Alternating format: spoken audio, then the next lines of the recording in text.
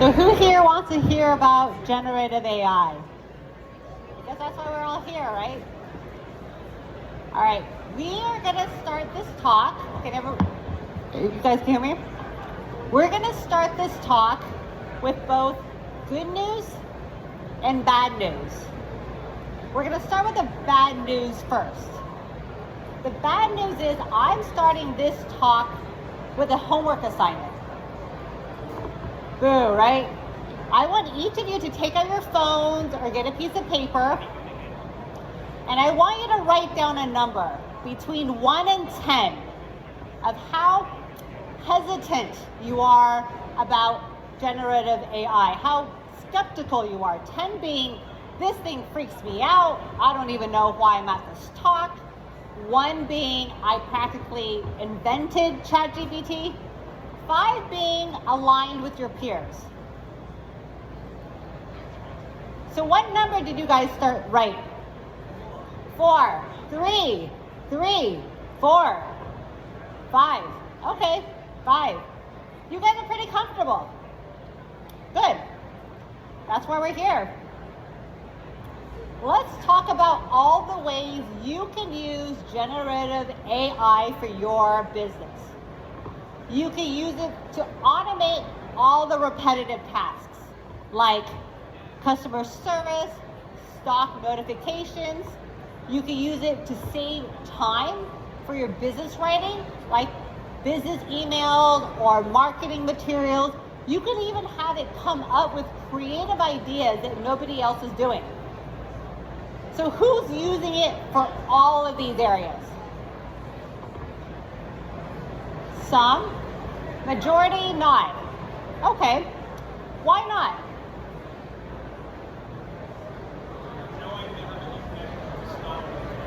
You know how, you wouldn't know how to implement some of these things.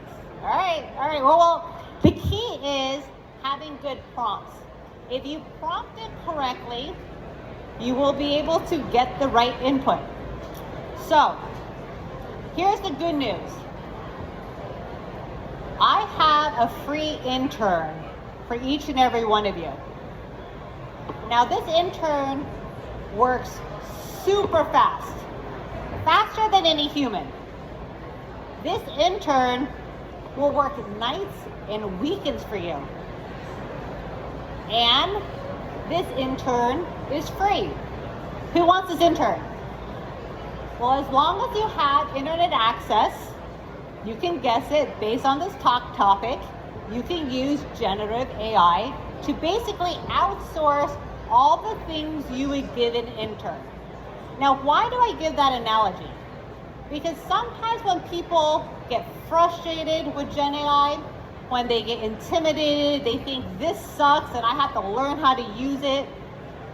I remind them that if you had anyone coming into your business, whether a new employee, intern, etc., in the very beginning, of course, it's difficult. You have to introduce them to your business. You have to learn how to work with this person. And once you get acclimated and once you guys get comfortable with how to work together, life becomes easier and you're able to outsource more and more. So what I want to talk about today is first, how to think about AI in a different way so it becomes less frustrating, less intimidating, and then I'm going to have each and one of you take action. So first, this is what a lot of people think of when they use ChatGPT or Gemini. They ask a question like, how do I run a grocery store? And they get a really generic answer. And they think, this is useless. Why am I even bothering using generative AI? It doesn't give me what I want. Well, the secret is making sure that you find the right prompts and the right way to work together with Gen AI so that you can get the answers you want. So the secret is today I'm talking about using generative AI for your business. But I'm actually not talking about generative AI. What I'm really talking about is how to think about a business problem in a different way, different from all your competitors, and then taking action so that whatever you're doing, you become stronger and stronger in that muscle. So I consult with companies all the time who tell me it's a new technology, I'm intimidated, or people don't want to use it. And I ask, well, do you remember when we had the internet? Some people didn't want to use it, and guess what? We all figured it out. The people who adopted the internet the fastest were the ones who were able to leapfrog against everyone else. Same as electricity, same as any other technology. This is just another tool that humans have been using since the beginning of time, and those who adopt it faster, know how to use the tool better than their competitors, are the ones who get ahead. But the second part is using the psychology of getting people to become more acclimated, and that is just practice, and then more practice. So how did I get into this? And I'll tell you why this is all related to your business. In my career, I started out in the pharmaceutical industry. And as you know, in pharma, nothing goes through FDA or any other regulatory approval unless data shows it works. So I only care about things that work over and over and over again. The second thing I learned in my career is when I was a chief strategy officer and head of business operations for the Chinese market for a German company as an American, I realized human brains, whether it be in Germany, China, US, or anywhere else in the world, if it's a human brains all essentially work the same way. So how do I use psychology, neurology that all of our brains work on and apply it to business? And I realized that at the end of the day, humans work with a carrot or a stick. The problem though is when there's a stick, people get really hesitant. They have analysis paralysis. They don't want to do something. They're too busy. They run out of budget. There's all sorts of reasons why things don't happen, but at the end of the day, there's that hesitation. So the trick is reducing that hesitation, and then also to do next up what psychologists call basically exposure therapy, working in smaller pieces until you take bigger and bigger steps, and before you know it, you are working in a much more effective way than all your competitors. So let's bring that into your business. How do you apply generative AI so that you can spend your time working on things that actually drive your business, and you're able to outsource all the other tasks that you can outsource? So first, people ask me, what's the difference between, for example, ChatGPT, Gemini, Perplexity, all these different tools? So first, which tools do you guys work with now?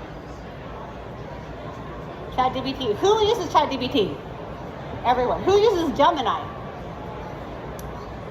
So for someone, I have I'm sorry, I didn't finish my last thought. So I realized all brains work the same.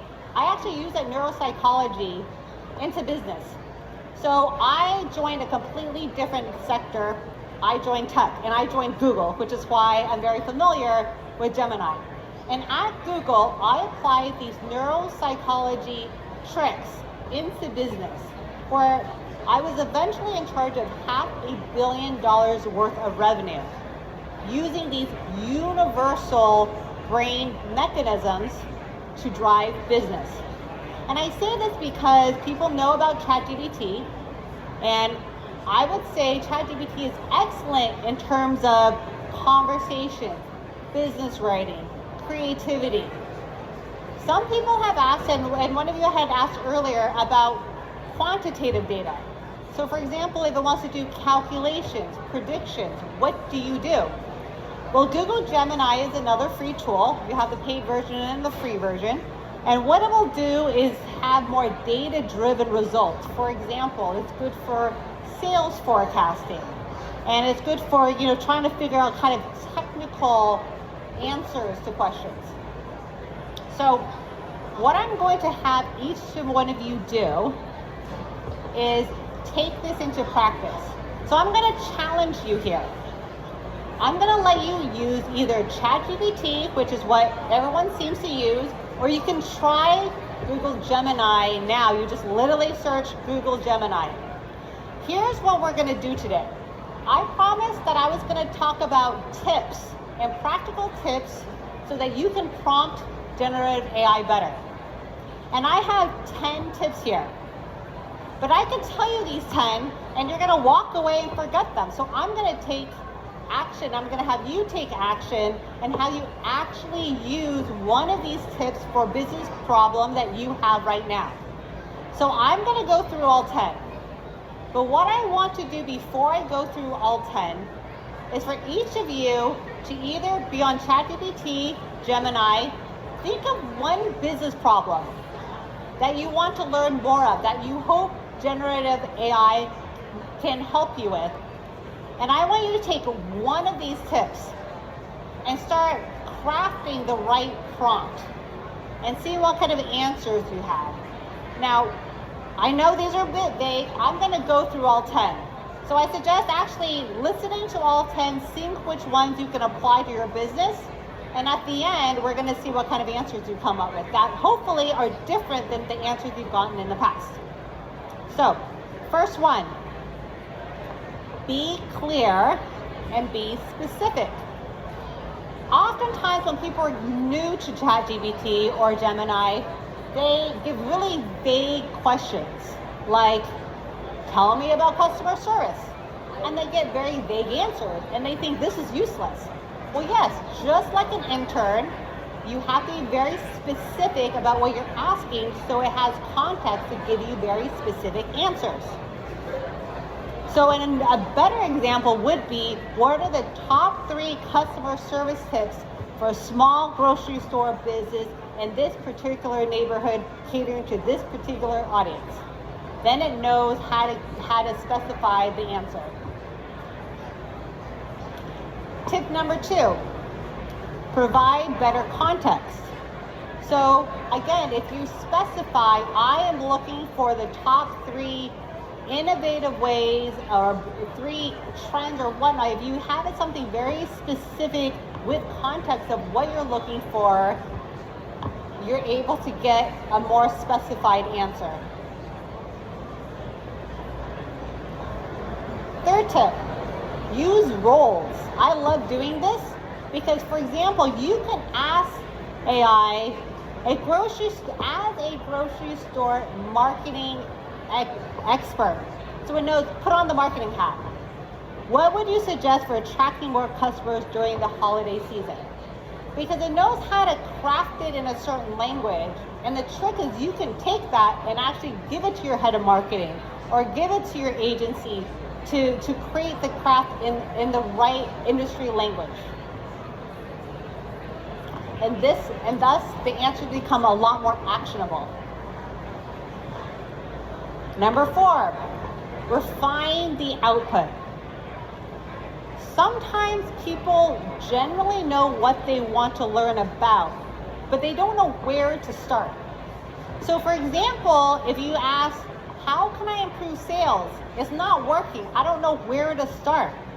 You can start with that and then whittle it into specific sub-questions. So for example, you can have a follow-up question of, how can I improve sales of organic grocery products in my store? And asking those follow-up questions allow a more in-depth answer. Number 5, leveraging templates. Now, people don't always believe me when I say that you can get generative AI to create marketing materials. And they say, well, it doesn't know what my old materials look like. It doesn't know what my brand image is like. And I say, well, then give it a template. Just like if you were to give an advertising agency your old templates and say, hey, this is what my look and feel of my brand has been. This is how the messaging has been. This is what I want you to start with. You do the same with generative AI.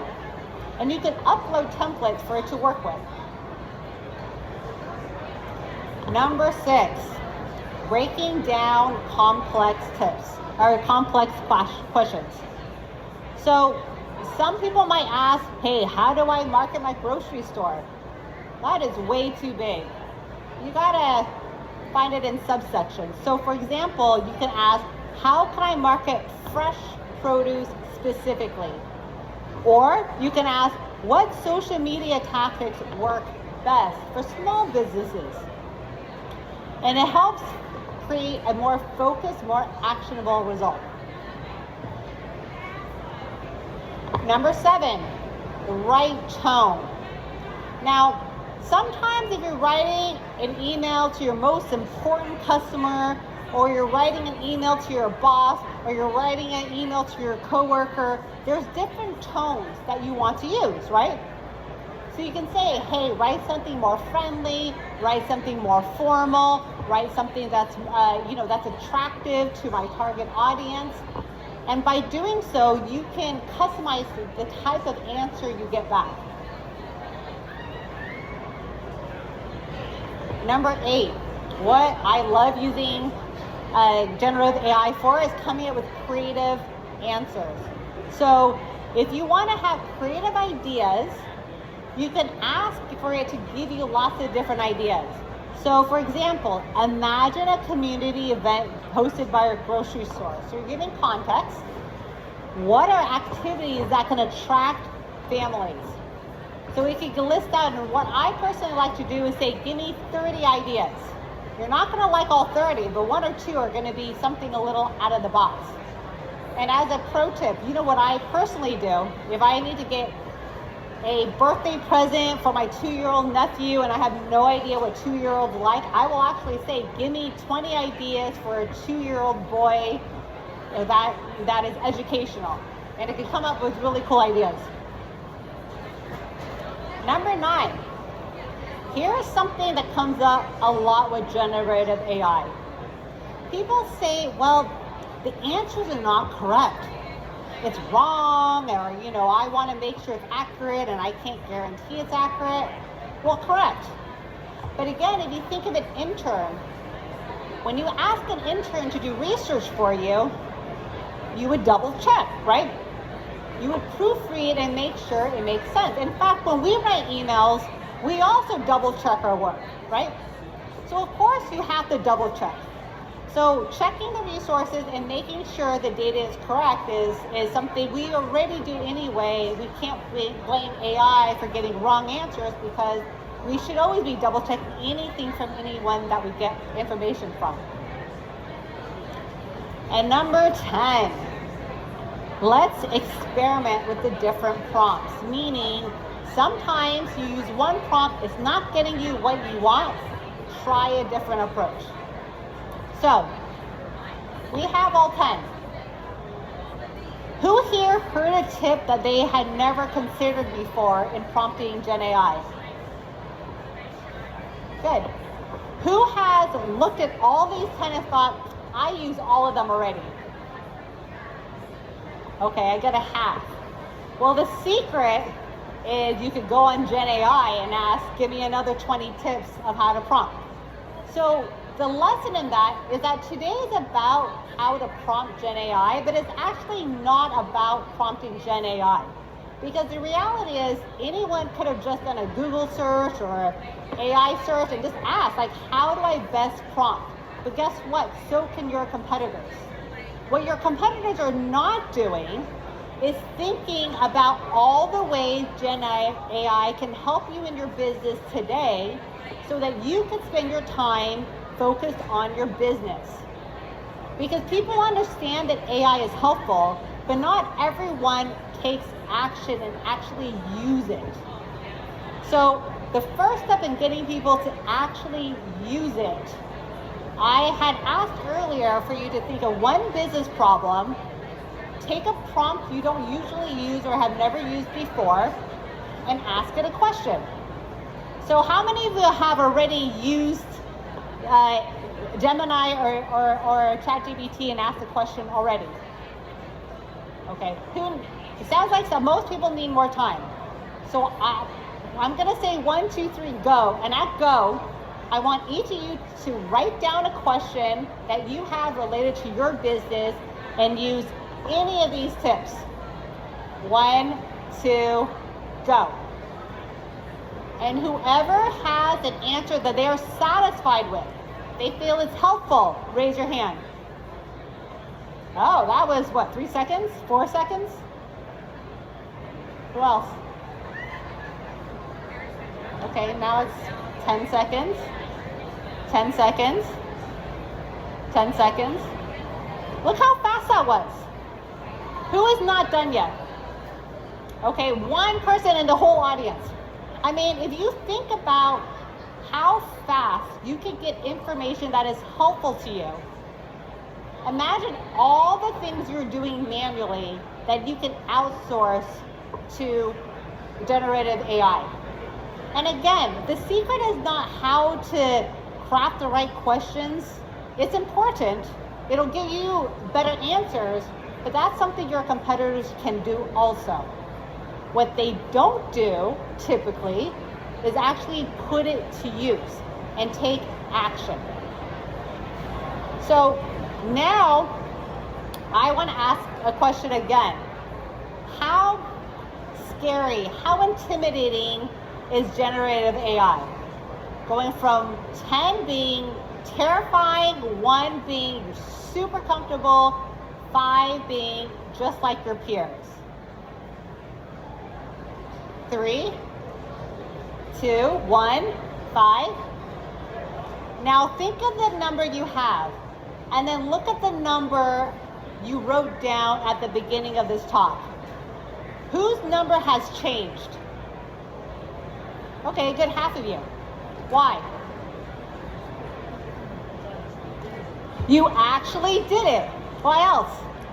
Yes, you actually did it. So you can see where something that is a little intimidating, all you have to do is think about it in a different way and take action. And once you do, you realize it's not that hard. And then you try it again and try it again. And before you know it, you're going to use generative AI for everything. And remember, your competitors are not. They're manually doing it. You are outsourcing it. And now you get to focus your time on the business that actually moves the needle. So before we end, I have 2 case studies, and people had asked about inventory. So I have 2 case studies, one with ChatGPT, one with Gemini. And these are both related to inventory and how to manage what's in your store. So the first one, let's look at customer feedback, because you're going to get a lot of insights. You may not have time to read through all of them, and you can see here how we can use ChatGPT to assess what customers want and how to manage your inventory accordingly. So pretend we have 5 customer reviews. Just cut and paste those and ask ChatGPT. Analyze the following 5 customer reviews for common themes about inventory issues.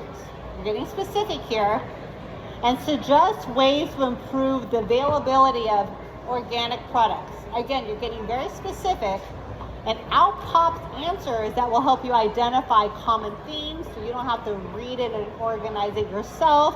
It will specify organic products. It will give you strategies. Again, don't take this answer. Try it for your business and see if it works. How this helps you is you can use something like this to improve customer satisfaction, address stockout issues, figure out what's in high demand. When customers are complaining they can never get that brand of milk, or they can't find that cheese. Now you know, keep it stocked, because then customers come in, they buy the product. Win for them, win for you. Second case study. How to use Gemini. Now it sounds like a lot of people are not super familiar with Gemini, so this is great. Gemini, as you saw for some of the word questions, is also great. I actually use both of them. But for example, Gemini, you could predict seasonal sales. And again, ChatGPT can do the same, but in broad strokes, Gemini tends to be a little better with data. So for example, if you were to say, here are my past sales, and I'm prepping for the holiday season. So I'm going to look at sales of baked goods in December. And I know last year This is how much I sold, but what was different is that I started spending marketing dollars. So for example, you could say, this last year I spent $2,000 on marketing. I saw return on investment. I saw a 10% increase. Well, the question is, was it worth it? You still spent $2,000. Where is there a good ROI? So what you can do is ask Gemini, using the past 3 years, getting specific, of sales data, predict the expected sales for baked goods in December next year if I increase my marketing budget by 20%. Oh, by the way, let's add a couple of factors. Let's consider next year is expected to be really cold. So you have real life factors, you're adding a new variable, and you're having it based on past data. So Gemini could give you an answer such as, with a 20% increase in marketing and colder temperatures, we expect your sales to increase 15%, and we predict sales of this many units. So now you know how to stock your shelves. So for example, in December, you know that during the high peak season of sales, you have your inventory locked and loaded so that people can buy what they want and you can maximize that sale. So in summary, actually I'm going to ask you guys, what's the key takeaway? Just do it. Yes, yes. The better the prompts, the better the response. Yes, exactly. So, having it actionable, having something that gives you the right answer, just testing it out, seeing what works and what not, and if it doesn't work, try it again.